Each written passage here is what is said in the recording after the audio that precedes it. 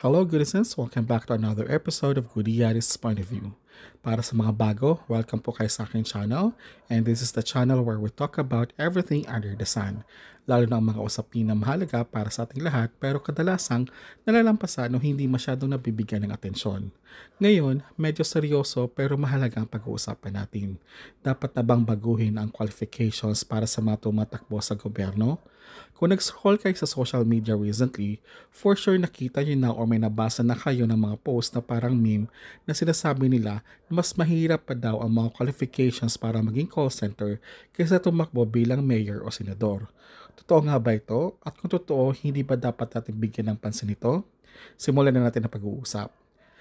Let's break it down. Kung naghahanap ka ng trabaho sa isang private company, kahit entry level pa lang ito, ano bang mga requirements na madalas hanapin nila? Ganito lang daw ka-basic ang qualification for a regular job. Bachelor's degree, vocational diploma, o kahit papaano some form of specialization na education. Usually, naghahanap sila ng 1 to 2 years of related work experience, lalo na kung specialized na trabaho like IT, accounting, or engineering.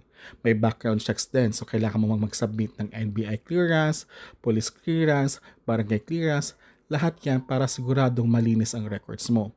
Of course, nandyan din ang skills test. Kailangan mo alam ang basic software, tools at systems na ginagamit sa trabahong ina-applyan mo. Kapag sa gobyerno ka naman mag-a-apply, dapat pasado ka sa civil service exam. So in short, kailangan mong may diploma, experience, malinis ang background at marunong sa mga tools para lang makuha ang trabaho. Let's say bilang junior staff sa opisina o call center agent nga. Pero para maging mayor, congressman, of even president, ano bang qualifications nila? Ito ang mga qualifications nila. Dapat marunong ka magbasa at magsulat. Registered voter ka sa lugar mo. At para sa presidente, senador o congressman, well, kailangan natural-born Filipino citizen ka, tamang edad mo, at marunong ka din magbasa at magsulat. Yun lang, ganun lang siya kasimple. Kita nyo, mas mahigpit pa ang requirements or qualifications sa pag-apply ng clerk kaysa sa mga taong tatakbo para sa pinakamataas na posisyon sa gobyerno.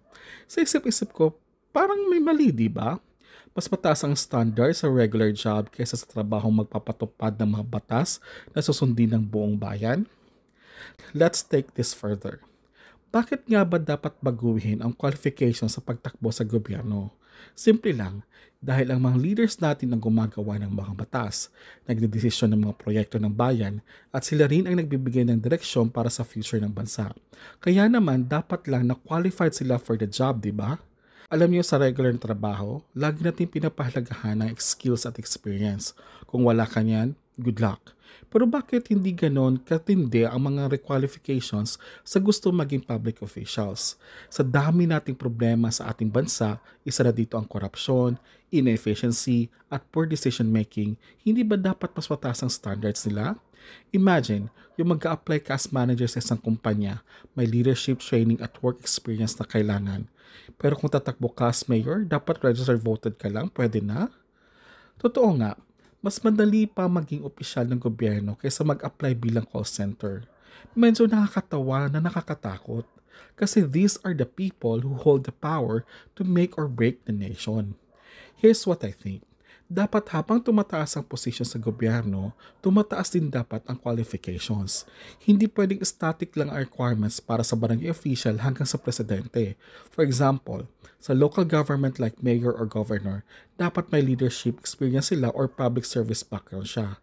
Kapag senador o congressman ka naman, dapat at least may law degree ka or background in public administration.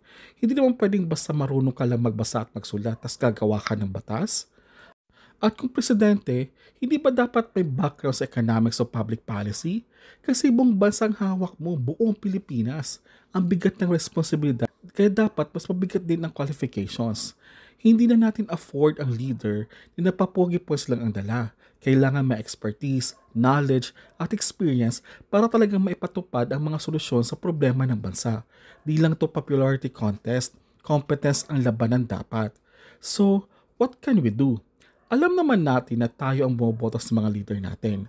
Pero hindi ba dapat mas high standard din ang choices na binibigay sa atin? Kailangan itong isulong sa legislative hearings. Dapat may batas na nag-update ng qualifications para sa mga tatakbo. Kung kaya nating magpasa ng batas para sa kung ano-anong bagay, bakit hindi tungkol dito? It's time to demand better. Tignan niyo ibang bansa. Karamihan sa kanila, may mataas na qualifications sa kanilang mga public officials. Merong mandatory experience in public service, may degrees in law or political science, or at the very least, civil service exam. Dito, kaya naman, mas tumataas ang list ng mga official natin ay kulang sa knowledge sa mga batas at governance. Now, sa tingin ko, panahon na talaga para baguhin ang lumang sistema. Alam naman natin na nagiging popular vote ang labanan, pero dapat competence din ang tinitignan natin. Hindi pwedeng okay na tayo sa minimum qualifications. Dapat itaas na natin ang standard sa mga taong mag-delete sa atin. Panahon na para i-demand natin to sa ating mga lawmakers. Higher standards for government officials. Kailangan qualified ka. Hindi lang sa popularidad kundi sa kaalaman at experience para hindi lang tayo basta-basta pinapangangunguan ng mga plataforma pero sigurado tayo na kaya nilang ipatupad yon.